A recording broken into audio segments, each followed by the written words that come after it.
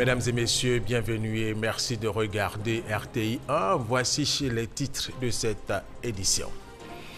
Hier jeudi, le président de la République Alassane Ouattara a présidé un conseil national de sécurité. 2 points étaient à l'ordre du jour, la situation sécuritaire du pays et les récentes évasions de prisonniers.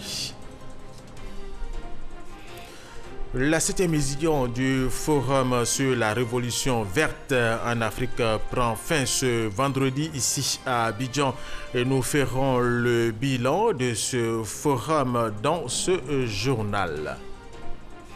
Après le sécuritaire du Hajj, les pèlerins des premiers vols ont quitté la Mecque hier jeudi à l'aéroport international de Guéda en Arabie Saoudite pour Abidjan. Ces pèlerins du contingent étatique se disent heureux d'avoir accompli tous les rites. Commençons par cette information. La présidente du Libéria, Ellen Johnson Sirleaf, qui effectue une visite de 2 jours en Côte d'Ivoire, a été reçue par le président de la République Alassane Ouattara. Les 2 personnalités ont eu un tête-à-tête suivi d'une rencontre élargie aux 2 délégations. Traoré Marma, reportage. Il est un peu plus de 17h30 ce mercredi après-midi lorsque Ellen Johnson Sirleaf, présidente du Libéria, arrive au palais présidentiel d'Abidjan pour ce qui constitue l'articulation majeure de sa visite officielle de 48 heures en Côte d'Ivoire, à savoir un entretien avec son homologue ivoirien, le président Alassane Ouattara. Bien avant, c'est l'exécution des hymnes nationaux des 2 pays.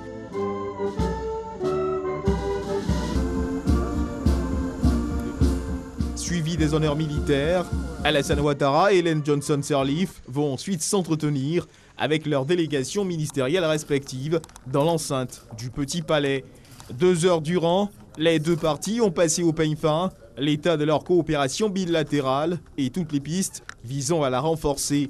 Même si la présidente du Libéria est en fin de mandat, les 2 chefs d'État ont, au sortir de leur tête-à-tête, réaffirmé leur détermination à consolider la relation historique et fraternelle de leurs 2 pays. Monsieur le Président, effectivement, tout d'abord, je voudrais remercier tous les citoyens de la Côte d'Ivoire pour nous accueillir. Ils nous ont accueillis, ils ont accueilli les Libériens lors de notre période difficile. Mais nous sommes heureux de les avoir reçus. Il est grand temps pour que ces Ivoiriens reviennent en Côte d'Ivoire et nous voulons leur demander de revenir dans cette Côte d'Ivoire qui est en paix. Toutes les opportunités leur seront ouvertes. Nous vous remercions pour tout ce que vous avez fait pour le leadership dans notre sous-région au sein de la CEDEAO et nous savons que vous allez aller de l'avant et nous savons que vous êtes membre non permanent du Conseil de sécurité et nous ne doutons pas de vos efforts dans ce domaine-là. Nous avons une grande admiration pour cette grande dame, prix Nobel, première femme élue démocratiquement en Afrique. Et je voudrais, Madame la Présidente, vous remercier pour votre disponibilité, pour la coopération entre nos 2 pays qui s'est renforcée au cours de ces années, et aussi l'hospitalité qui a été offerte à de nombreux Ivoiriens au Libéria en raison de la crise post-électorale. Et je disais à Madame la Présidente qu'en réalité, tout Ivoirien est chez lui au Libéria et tout Libérien, bien sûr, est considéré comme chez lui en Côte d'Ivoire. Les crises que nos 2 pays ont subies l'ont démontré amplement et je voudrais, au nom de tous nos concitoyens, lui dire un grand merci et dire merci au peuple libérien pour l'hospitalité offerte à nos concitoyens. Nombreux sont rentrés. Il reste encore quelques centaines, quelques milliers. Je leur demande bien sûr de revenir au pays. Le pays est calme, la paix est revenue. Et bien évidemment, ceux qui veulent rester pour des raisons personnelles sont chez eux au Libéria. Sur la période 2012-2016, les échanges globaux entre la Côte d'Ivoire et le Libéria sont passés de 63 milliards à plus de 76 milliards de francs CFA, un chiffre que les deux parties entendent améliorer avec la réactivation de la grande commission mixte ivoiro-libérienne le 30 août dernier à Monrovia, au Libéria. Cette 6e session a vu la signature d'un accord de coopération en matière d'éducation, de formation professionnelle et d'enseignement technique, et un autre accord relatif à la délimitation de la frontière maritime et l'extension des limites extérieures du plateau continental. Le reportage de Traoré Mam a été commenté par Wilfried Herman Djivé. Autre activité du président de la République Alassane Ouattara, il a échangé avec le ministre ghanéen de l'Agriculture, le docteur Owusu Akoto. Il est présent à Abidjan dans le cadre de la 7e édition du Forum sur la Révolution verte en Afrique. Il représente le président ghanéen Nana Akufo-Addo à cet événement. Pour rappel, la Côte d'Ivoire et le Ghana occupent respectivement le premier et le deuxième rang des pays producteurs de cacao au monde. Et cette 7e édition du Forum sur la Révolution verte en Afrique prend fin ce vendredi ici à Abidjan. Nous serons en direct de l'hôtel Ivoire avec notre reporter Wilfried Herman Djivé qui nous fera le point justement de cette 7e édition. Nous vous le disions dans nos titres, hier jeudi, le président de la République Alassane Ouattara a présidé un conseil national de sécurité. Cette réunion a enregistré la présence du vice-président Daniel Kablan-Duncan, du premier ministre Amadou Koulibaly, de plusieurs membres du gouvernement et des responsables des grands commandements. Deux points étaient à l'ordre du jour de ce conseil national de sécurité, à savoir la situation sécuritaire du pays et les récentes évasions de prisonniers. Voilà, nous écoutons la déclaration du ministre de l'Intérieur, le ministre de la Sécurité, Sidiki Diakité. Communiqué du Conseil national de sécurité. Une réunion du Conseil national de sécurité présidée par le président de la République, son Excellence M. Alassane Ouattara, s'est tenue ce jeudi 7 septembre 2017 au Palais de la Présidence de la République. L'ordre du jour a porté sur la situation sécuritaire nationale, notamment les attaques perpétrées contre les postes de police et de gendarmerie, ainsi que les évasions de prisonniers. S'agissant des attaques perpétrées contre les postes de police et de gendarmerie, depuis le début de l'année 2017, une série d'attaques armées a ciblé des postes de police et de gendarmerie dans les localités de Bingerville, Cocody, Azagué, Fresco, Ndotré, Adzopé et Songon.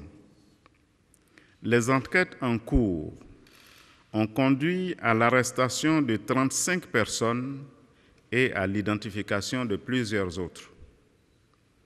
La plupart de ces personnes avaient déjà été impliquées dans des attaques similaires au cours de la période 2012-2014 passée. Arrêtées et incarcérées, elles avaient été libérées dans le cadre du dialogue politique et du processus de réconciliation nationale.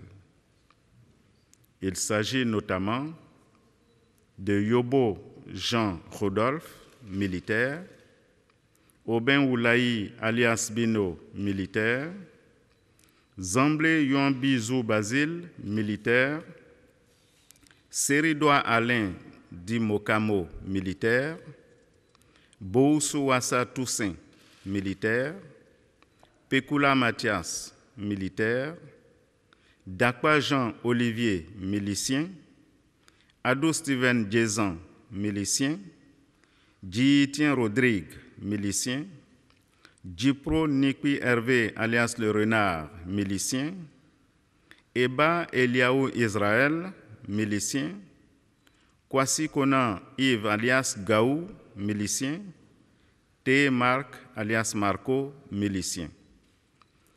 Il apparaît clairement que les mesures de clémence prises en vue de promouvoir la paix et la réconciliation n'ont pas été comprises comme telles par ces individus qui continuent de constituer des menaces pour l'intégrité physique et la quiétude des populations, ainsi que pour la stabilité des institutions de la République. Par ailleurs, les attaques de Ndotré, Azagué et Adzopé ont mis en évidence l'implication de démobilisés et de militaires dont certains ont été mis aux arrêts. Il s'agit notamment de Diabaté Aboulaye alias Ablo la Requête, Ouattara Nyonzié Lassina, Balo Aruna, Zoré Yaya alias Yanes.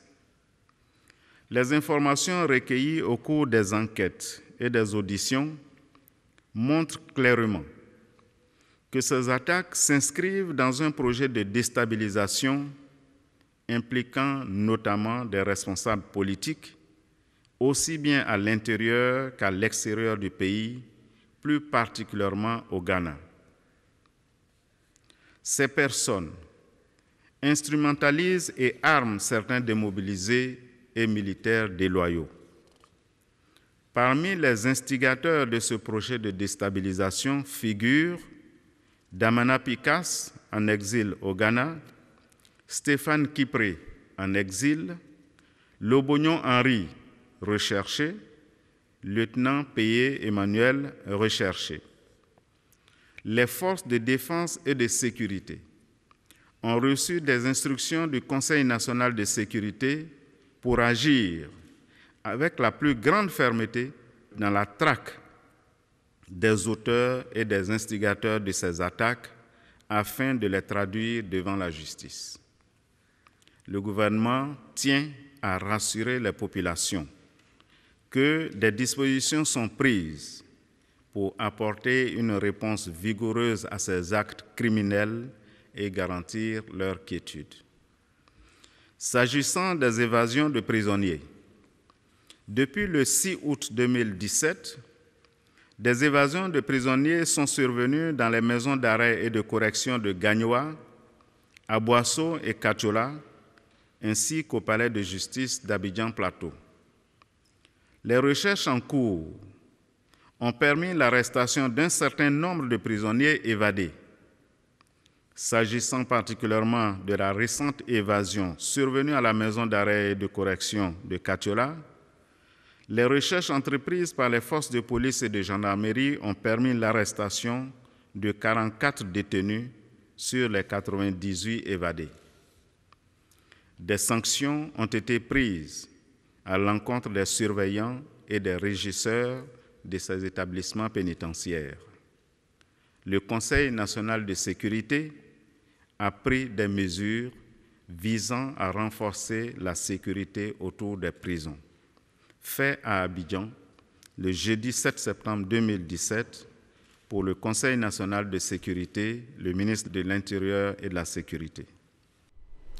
Depuis la série des attaques perpétrées par des individus en Côte d'Ivoire, des enquêtes diligentées ont permis de mettre la main sur des suspects. Certains sont passés aux aveux, dont Théé Marcel dit Marco, que nous écoutons. Je m'appelle Théé Mac. En 2012, j'ai été arrêté quand je venais d'arriver de l'exil. J'ai été arrêté sur le coup d'atteinte à la sécurité de l'État. J'étais allé en prison, j'ai fait 3 ans. Après les 3 ans, je suis sorti en mars 2015. En mars 2015, j'ai été contacté par... En prison, j'ai connu Renard là-bas et puis Pasteur Dumondé. Et à ma sortie, j'ai été contacté par Renard et il m'a conduit vers Saint-Michel. Et on a tenu la première réunion. Après tout ça là, il y a Moka et puis Ecclésia qui sont venus me voir chez moi à la maison pour demander à ce que je me joigne à eux pour aller faire un travail de corps de police. J'ai dit non, moi je ne peux pas aller là-bas. Parce que je n'ai pas cette force pour arriver là-bas. Ils sont partis. Quand ils sont revenus, ils m'ont appelé quand on est arrivé. Et je suis allé vers eux. Et quand j'ai vu le matériel, j'ai dit, non, moi, je ne peux pas continuer ce travail. Ils ont dit, on va continuer le travail. Moi, je ne peux pas continuer ce travail. C'est pour garder le matériel, là, après, et puis on va travailler. Il dit, il ne faut pas, et ils vont continuer à travailler. Bon, d'accord, moi, je rentre à la maison. C'est comme ça, je suis rentré à la maison. Après ça, il y a Cissé qui est venu me voir pour l'attaque des frescos. Et il m'a demandé de les accompagner. J'ai dit d'accord, je suis d'accord. Et il m'a proposé qu'il y a l'argent là-bas. Dès qu'il finit de prendre la brigade, on peut avoir l'argent là-bas. Comme j'étais dans le besoin d'argent, j'ai compris. Et je lui ai posé la question, où on va avec quoi? Et non, Écrasé avait laissé 3 calaches, son petit Eric. Et Eric lui a remis. Et c'est ça, on a pris pour partir là-bas. Et en partant là-bas, moi j'ai contacté Pao. C'est Pao, j'ai appelé pour partir avec lui. On était parti au nom de 10 personnes. Et au retour, moi j'étais tombé malade. Et c'est après ça, ils sont allés à Songo. À Songo, j'étais pas à Songo. J'étais pas à Songo, j'étais malade. C'est quand il est quitté à Songo, quand il est arrivé, là, il est passé chez moi. Qui? Cissé. Il est passé chez moi pour me faire le point de Songo. Il partait à la maison, mais quand il dit qu'il ne rentre pas chez lui à la maison, il va chez la mère de son enfant d'abord. Il ne peut pas partir là-bas. L'âme qu'il a enlevé à Songo. Là, il est passé chez moi pour me dire, et puis me confier l'âme. Quand il va quitter là-bas, il va passer pour prendre, pour partir. Et c'est comme ça, l'âme s'est retrouvé chez moi. Et ça, à l'issue de ça, hier, il m'a attrapé.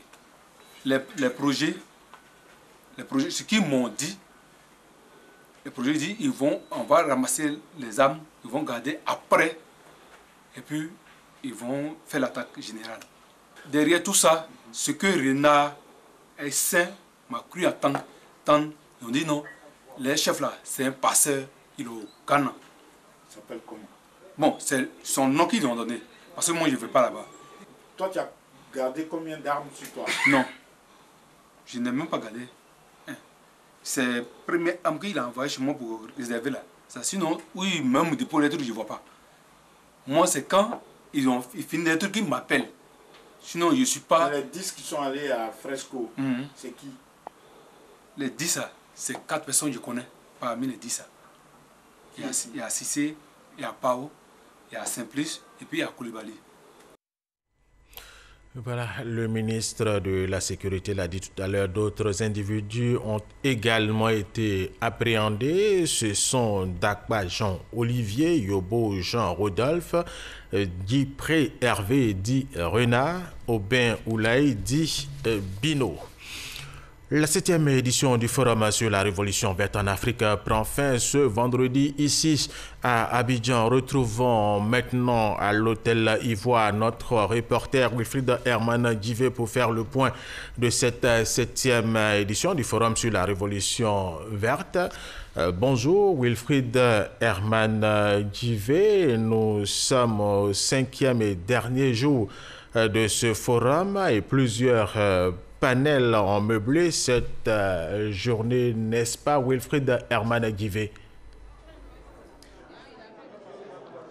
Bonjour Alvorassa, en effet plusieurs panels donc ont animé cette 5e et dernière journée pour ce qui concerne la 7e édition du Forum africain pour la Révolution verte. Des panels qui ont porté sur la révolution numérique et sur l'agriculture en Afrique, mais également sur des intentions d'investissement en Côte d'Ivoire, comme le rappelait le président de la République Alassane Ouattara au cours de la cérémonie d'ouverture jeudi dernier. Wilfried Herman Djivé, il y a la cérémonie de clôture qui est prévue pour ce vendredi, alors que peut-on retenir? Alors, ce qu'il faut également retenir de cette cérémonie d'ouverture, c'est qu'elle vient à peine de refermer ses portes. C'était en présence du ministre d'État, ministre de la Défense, Ahmed Bakayoko, qui représentait le Premier ministre Amadou Gon Coulibaly, le ministre d'État, ministre de la Défense, qui au nom de la Côte d'Ivoire a remercié l'AGRA pour la confiance témoignée à la Côte d'Ivoire. Rappelons-le, le pays a été choisi pour son leadership dans la région et pour sa capacité à innover dans les domaines agricoles. Ce qu'il faut également retenir, c'est que ce forum a abordé des questions pertinentes, notamment la question de l'emploi des jeunes, la question des femmes dans l'agroalimentaire, la question des intrants et également comment améliorer les performances des producteurs agricoles. Paris donc tenu pour l'AGRA, l'Alliance donc pour la Révolution verte en Afrique, qui aura réussi à mobiliser plus de 1000 participants sur 750 attendus et plus de 300 intervenants au cours des différents panels. Ce qu'il faut également retenir, Alvorassa, de ce forum, c'est qu'aucune région du monde n'a réussi à asseoir une économie moderne et diversifiée sans avoir préalablement assuré la réussite du secteur agricole.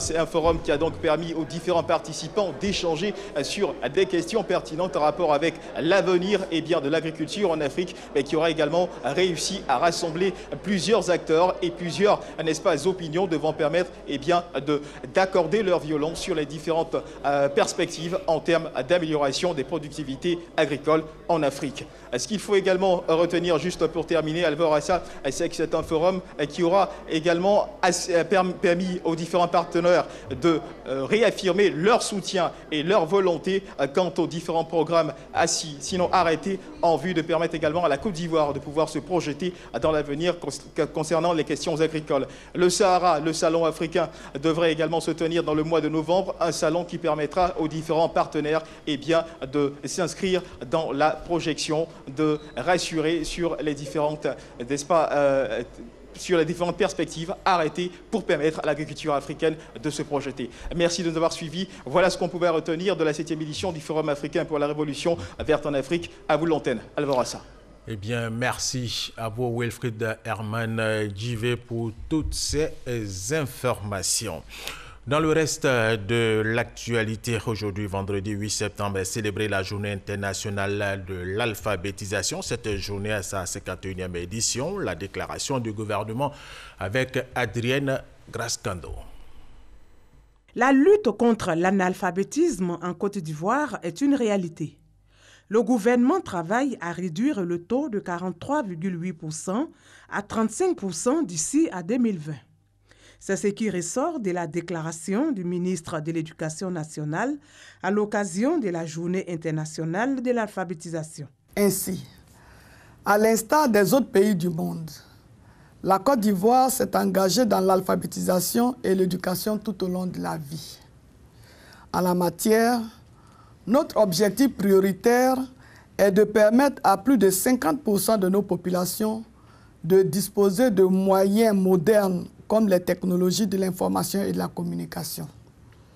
Dans un monde où l'impact de ces nouvelles formes de communication est indéniable, il s'agit là surtout de lutter contre la pauvreté, la marginalisation et l'exclusion. La Journée internationale de l'alphabétisation vise à donner aux populations vulnérables l'opportunité d'apprentissage et d'éducation à travers le programme d'alphabétisation adapté. Ces programmes concernent les femmes et les jeunes hors du système. Nos stratégies d'alphabétisation doivent donc, pour être en phase avec l'évolution scientifique, technique et technologique, prendre en compte le numérique de sorte à être plus efficaces et en rapport avec les déterminants de notre temps. Il est indéniable que l'alphabétisation et l'éducation tout au long de la vie sont la voie qui engage les populations dans un processus de renforcement de leurs capacités de production, de leurs aptitudes citoyennes, de leurs performances et de leur bien-être. Le thème retenu pour la 51e journée internationale de l'alphabétisation est « L'alphabétisation dans un monde numérique ». Allez, tout à fait autre chose à présent. Les cadres du RDA avec leur tête, le secrétaire général par intérim du parti ont reçu les membres du MERSI, le mouvement des élèves et étudiants républicains de Côte d'Ivoire. Objectif, s'assurer de leur mobilisation lors du 3e congrès du RDA qui aura lieu les 9 et 10 septembre au Palais des Sports de Treichville. Kwasi Mamadou. C'est véritablement la première fois que nous assistons à un rassemblement pareil du mouvement des élèves et étudiants républicains de Côte d'Ivoire et nous sommes fiers. Avec Charles Niaoré, c'est le rassemblement des républicains tout entier qui est fier du MERSI, mouvement des élèves et étudiants républicains de Côte d'Ivoire. Un mouvement qui appelle à la mobilisation pour le 3e congrès du RDR. Nous voudrons dire à tous nos amis, sur toute l'étendue du territoire, nos différentes coordinations d'Abidjan, nos coordinations de l'intérieur, Boaké, San Pedro, Man, que le président Alassane Ouattara voudrait, n'est-ce pas, donc les voir. Alors nous vous appelons à vous mobiliser comme un seul homme pour cet événement donc du 9 au 10 septembre 2017. Un appel appuyé par les cadres du parti présents à cette rencontre. Le message, c'est dire aux jeunes de sortir massivement pour aller à ce congrès, d'aller soutenir le président de la République, d'aller soutenir celui qui va être le président du Rassemblement des Républicains de Côte d'Ivoire. Vous, les jeunes surtout, nous vous demandons de soutenir Alassane Ouattara parce que le président Alassane Ouattara a mis au cœur de sa politique la jeunesse. Nous vous demandons que le 9 et le 10, nous nous retrouvons au Parc des Sports de Treichville pour aller dire merci au président de la République. La Fédération des organisations pour la cohésion de l'émergence se met en ordre de bataille pour le 3e congrès ordinaire du RDR. C'était au cours d'une rencontre autour du thème « Quelle place pour les mouvements de soutien au sein du RDR ?» Nouveau à Boussadogo. Quelle place pour le mouvement de soutien au sein du RDR nouveau? Sujet au centre d'un déjeuner débat initié par la Force 2015, la Fédération des organisations républicaines pour la cohésion et l'émergence, mouvement de soutien aux actions du président Alassane Ouattara. À cette occasion, le président de la Force 2015, Charles Niaoré, a fait un plaidoyer auprès des responsables du RDR afin que le mouvement de soutien ait un statut. Il a promis également une grande mobilisation de ses membres au 3e congrès ordinaire du RDR. Les mouvements de soutien ne sont pas seulement des tapeurs de tam-tam, ne sont pas seulement des petits chômeurs en quête d'emploi, mais c'est des gens qui pensent, qui réfléchissent, qui peuvent apporter à tout moment donc leur contribution pour une vitalité de notre formation politique, le RDR. Le rendez-vous du 9 doit être pour nous, pour chacun des militants du RDR, un moment de reconnaissance. Nous allons aussi faire la mobilisation et l'animation pour dire au président Alassane Ouattara que nous sommes heureux qu'il revienne prendre le RDR. Le président de la commission mobilisation du 3e congrès ordinaire du RDR, Touré Mamadou, a quant à lui demandé au mouvement de soutien de rester mobilisé autour du président Alassane Ouattara. Le parti a toujours accordé une place de choix au mouvement de soutien qui sont une grande contribution à la cause du président. Les réflexions vont se faire. Il leur revient aussi de formuler des propositions pour que le RDR nouveau qui se mettra en place, les mouvements de soutien puissent avoir toute la place qu'ils méritent.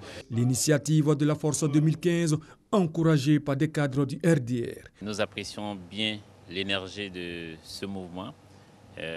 Nous apprécions également le travail abattu par son président. 200 membres de coordination de la Force 2015 venus d'Abidjan et des autres villes du pays ont pris part à cette rencontre. À Boussadogo, et voici la liste des artistes à l'affiche au grand concert ce soir à partir de 18 h au village du Congrès au Palais des Sports de Treichville. L'entrée est gratuite, je vous le précise. Le nom de ces artistes, Ismaël Isaac, Fadal D, Eke Guevara, Leaders, l'unique, DJ Kérosène, Anka Deka, Ngues Bonsens, Bella Mondo, Ramatoulaye, Lago Paulin, Afou Keïta, Mawa Traoré, Révolution, Bamba Ami, Sarah Akobo Poussière et bien d'autres. Après le circuit rituel du Hajj, les pèlerins des premiers vols ont quitté la Mecque hier jeudi à l'aéroport international de Jeddah en Arabie Saoudite pour Abidjan. Ces pèlerins du contingent étatique se disent heureux d'avoir accompli tous les rites, mais surtout d'avoir prié pour la paix et la stabilité en Côte d'Ivoire. Connu par Gassoro.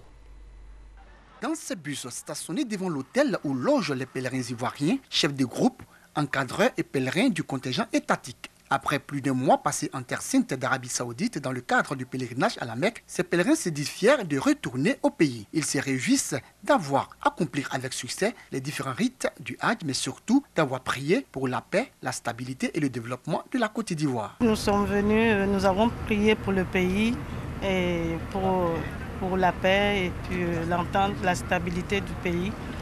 Et nous sommes heureux de retourner chez nous. D'ici, on avait tout le cœur au pays, on avait toute notre âme au pays et tout ce qui se passait au pays, on le suivait et on priait.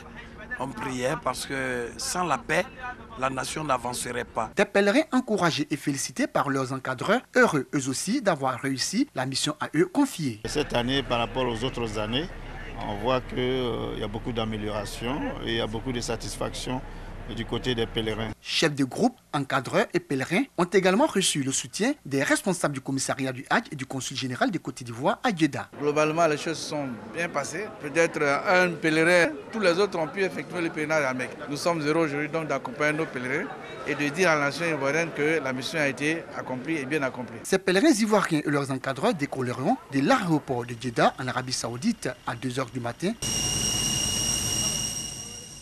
Voilà, rappelons pour terminer que ces pèlerins arrivent cet après-midi. Voilà, c'est la fin de cette édition. Merci de l'avoir suivi et restez avec nous sur RTI 1.